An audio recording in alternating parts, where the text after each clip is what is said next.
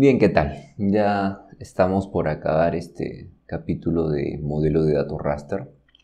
Vamos a tocar un tema bastante importante, diría yo, que es la estructura de datos raster. Y si bien es cierto, estos son pues algunos temas más propios de un curso de teledetección, no quería dejar de incluirlo en, digamos, en la forma en la que ArcGIS también maneja este tipo de información, ¿no? O también los softwares de teledetección básicamente, ¿no? ERDAS, PCI, Idrissa, Quantum, ¿no? O sea, GRASS, ¿no? Hay infinidad, ¿no? de software, ¿no? Envy, ¿no? Entonces, vamos a tocar un tema de la estructura de datos de raster, básicamente. Vamos a hablar de la codificación celda por celda, la codificación de longitud por ejecución y lo que es el encabezado, ¿no? Y yendo un poco en orden, vamos a ordenar un poquito más aquí en adelante. Básicamente ver lo que es el archivo encabezado y las tres formas de codificación lo que son la información raster, ¿no? ¿Ok? Entonces, ¿qué es la estructura de datos raster? No es más que la estructura se refiere al método mediante el cual los datos raster se codifican y almacenan en una computadora. ¿Ok? Recordar de que los datos raster no son más que filas y columnas. ¿Ok? Filas y columnas que van a tener, cada píxel va a tener un dato, un atributo, ¿no? Que puede ser, ¿no? Por ejemplo, los niveles de reflectancia, que estos son llevados a niveles digitales, ¿no? Para que los pueda leer una computadora. Recuerdan que hay de 2 bytes hasta 16 bytes, ¿no? ¿Ok? Entonces, por ejemplo, nos escaneamos un mapa y lo ponemos en 2 bytes, ¿no? Blanco y negro, ¿no? Y podemos tener también tonalidades, ¿no? Pero bueno, eso es algo que ya lo vimos. ¿Ok? Entonces, dicho esto, vamos a ver los tres tipos de codificación. Ahora, codificación celda por celda, bueno, vamos a explicar un poquito esto. Acá esta matriz está representando básicamente las filas y las columnas, ¿no? Entonces, por ejemplo, ¿no? En la fila 1, ¿no? Vemos tenemos, ¿no? Acá no hay datos, 0, 0, 0, 0, y acá hay un dato, 1, 0, 0, 0, y lo vemos acá igual, ¿no? Entonces, computacionalmente esto se almacena de esa manera, ¿no? Un sistema binario de datos. Entonces, básicamente simplifica muchísimo cómo se va a mostrar o visualizar un archivo raster, ¿no? Entonces, eso es bastante muy sencillo, ¿no? Por ejemplo, la última fila no hay datos, ¿no? Por eso es que es 000, ¿no? Entonces, acá hay solamente, no hay datos en la primera y en la última, ¿no? Por eso es que 0, 1, 1, 1, 1, 1, 0. ¿Ok? Entonces, por eso es que no es nada complicado entender cómo funciona esto, ¿no? Ahora, al funcionar al funcionar a nivel de celda, este método es una opción ideal si los valores de celda o un raster cambian continuamente, ¿no? Entonces, de esta manera podemos poner como una especie de encendido y apagado solamente, ¿no? Para mostrarlo, ¿no? Y eso es en primera instancia. En segunda instancia, pues va a cargar el atributo, ¿no? El valor, ¿no? El nivel digital. ¿Ok? Ahora los DEN se utilizan básicamente, son monocromáticos, ¿no? Son blanco y en escala de grises, ¿no? No es que se fusionen varias bandas para sacar un DEN, ¿no? Sino solamente es monotemático, ¿no? En este caso, sí, pues ya se representa de manera tridimensional, pero acá ya se ha hecho pues un relieve pintado, ¿no? Entonces, dicho esto, continuamos. Ahora, vamos a hablar de los sistemas de codificación de celda por celda, ¿ya? De cómo computacionalmente se lee, ¿ya? Porque esto es básicamente ya un tema 100% computacional, ¿no? Tenemos una opción que es banda intercalada por línea, ¿no? Banda intercalada por línea, ¿qué quiere decir esto? De que, si bien es cierto, cada banda, y esto es válido, ojo, para imágenes satelitales compuestas, ¿no? Donde ya hay una composición mínimo 3 bandas, ¿no? Las computadoras, recordemos, ¿no? Lee rojo, verde y azul, ¿no? Entonces, esos son nuestros monitores a color. ¿Ya? Y nuestros ojos también ven en el espectro visible. Entonces, cuando pongamos una banda en el canal azul, en el verde y en el rojo respectivamente, vamos a tener las opciones de que su codificación pueda ser, por ejemplo, en banda intercalada por línea, ¿no? Entonces, primero se van a leer las líneas, un número de líneas de una imagen, luego se lee la siguiente de la siguiente imagen y así, ¿no? Se va intercalando línea por línea. ¿Okay? Por ejemplo, dado una imagen de 3 bandas, las 3 bandas se escriben para la fila 1, 3 bandas para la siguiente, y así sucesivamente, ¿no? Se van leyendo fila por fila, saltando de la primera fila, ¿no? De toda la imagen A, la segunda fila de toda la imagen B, la segunda fila de toda imagen C. Entonces ahí, al combinar los diversos niveles de color en cada cañón, es como se generan las imágenes satelitales con color. Y esto básicamente solamente es, digamos, una especie de forma en cómo computacionalmente lo va a leer el ordenador. ¿Okay? Ahora tenemos otra opción que es banda intercalada por píxel, ¿no? Entonces se lee el primer píxel de la primera imagen, luego se salta al siguiente píxel de la siguiente imagen, ¿no? Y se salta hasta la siguiente, y así sucesivamente, ¿no? Se lee píxel a píxel. Entonces,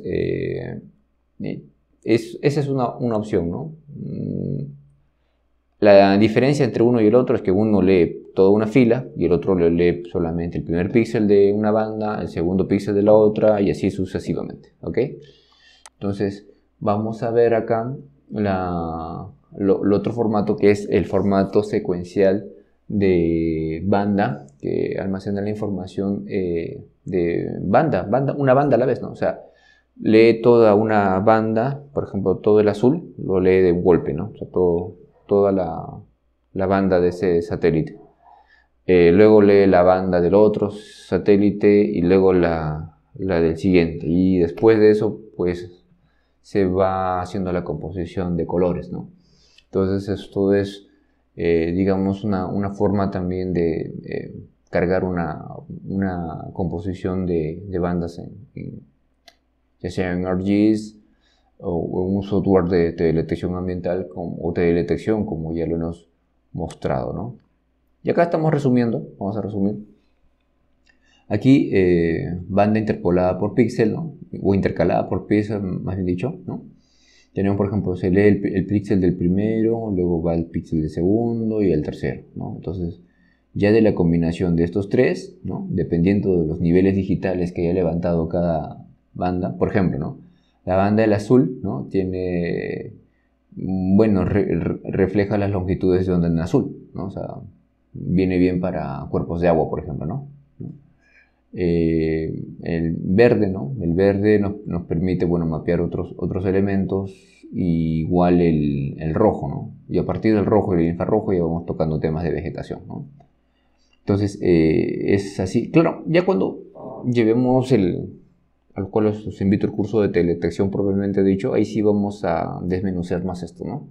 Y vamos a entender ya qué son los niveles digitales, cómo se cambian, ¿no? De reflectancia, ¿no? De reflectancia a los niveles digitales, ¿no? Y bueno, acá retomando un poco el tema, tenemos la primera forma es píxel por píxel, ¿no? Píxel de la primera banda, píxel de la segunda banda, píxel de la tercera banda, y así sucesivamente se va leyendo todo. Luego, lo que es el BL, ¿no? Banda interpolada por línea, ¿no? Entonces se lee la primera línea del primero, se lee la segunda de la segunda banda y la tercera de la segunda banda, ¿no? Y la otra opción, que es banda secuencial, ¿no? Que es, en realidad, lee toda la banda primera, ¿no? Por ejemplo, nos lee todo el azul primero, todo el verde y todo el rojo, ¿no? Entonces, y así se va a formar una composición, ¿no? Entonces, obviamente hay que tener en cuenta que en el caso Por ejemplo, de Landsat, ¿no? Tiene 7 bandas, ¿no? Hablamos del mapeador temático. Va a tener estas longitudes de onda, ¿no? En estas longitudes de onda se capta, por ejemplo, bueno, en este caso supongo que han tratado de representar al Landsat 8, ¿no? Está el de aerosoles, ¿no? Al aerosol costero, luego viene recién el azul, el verde, el rojo, el infrarrojo próximo, el infrarrojo de onda corta 1 y 2, ¿no? Entonces, dependiendo del comportamiento espectral de los elementos que estemos analizando, vamos a poder mapear uno que otro, ¿no? Podemos diferenciar algunos tipos de suelo, algunos tipos de minerales, algún tipo de vegetación, ¿no? Entonces, y obviamente esto es más propio para un capítulo o más bien dicho, un curso de teledetección ambiental del que vamos a tener también el gusto de poderles ofrecer, ¿no? Bien, ahora, esta es otra forma ya de representar, ¿no? Ya por cada píxel, ¿no? Banda secuencial, ¿no? Se lee todo, digamos, toda la secuencia de una banda completa, a diferencia de la banda interpolada por línea. Se lee primero una línea, luego va por otra. Ya, luego, en lo que es banda interpolada por píxel, ¿no? Primero se lee el píxel de uno, luego salta al del otro, y al del otro, y luego vuelve al primer píxel y así, ¿no? Así sucesivamente. Y podríamos tener, pues, ¿no? Dependiendo de las bandas que estemos cargando, estamos trabajando con una hiperespectral, ya, bueno, ahí sacamos la curva espectral y vemos qué niveles de reflectancia y de qué elementos son los que nos conviene estudiar, ¿no? Ok, entonces dicho esto, continuamos. Esta parte es un poquito corta. Bueno, la codificación de celda por celda se vuelve ineficaz si un raster contiene valores redundantes, ¿no? Si, por ejemplo, no tenemos solamente muchos ceros, ¿no? Y algunos pocos unos, entonces eso se vuelve un poco ineficaz, ¿no? Ahora, los raster con muchos valores de celda se pueden almacenar de manera más eficiente utilizando métodos de codificación, ¿no? Que nos permite agrupar, ¿no? Cuando construimos pasamos de un GeoTIFF, ¿no? a cargarlo en ArcGIS o en ERDAS o en otros software, usualmente construye un archivo piramidal, ¿no? En el punto .rr, ¿no? Que es básicamente nos permite cargar estas secuencias redundantes para que se pueda visualizar mejor y podemos manejar mejor imágenes de gran volumen, ¿no? Ya, imágenes que tengan un volumen de 1, 2, 3 gigas, ¿no? Entonces le ayuda bastante a nuestro computador, ¿no? Entonces es lo que pretendemos poner acá, ¿no? Y finalmente el archivo encabezado, ¿no? Usualmente cuando tomamos una imagen satelital, ¿no? Viene un archivo de cabecera, ¿no? En el caso del DEM ya pues tiene su número de filas, número de columnas.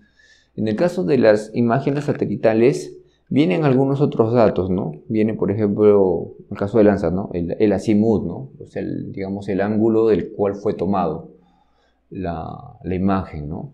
Viene, digamos, el día juliano, ¿no? El día juliano o días, bueno, vienen datos un tanto astronómicos, pero que nos va a permitir, por ejemplo, hacer una corrección, ¿no? Un poquito que se me está yendo el nombre, pero es básicamente una corrección atmosférica, ¿no? Para corregir algunas distorsiones de la atmósfera y poder, pues, poner la imagen un poco más nítida o recuperar en lo posible los valores originales o ideales de los niveles digitales, ¿no? Y bueno, obviamente esto es más para un curso de teledetección, pero no queríamos dejar de comentarle. Más bien, muy agradecido, creo que estamos llegando hasta esta fase final bueno, hasta parte de esta clase y los invitamos para la siguiente. Gracias.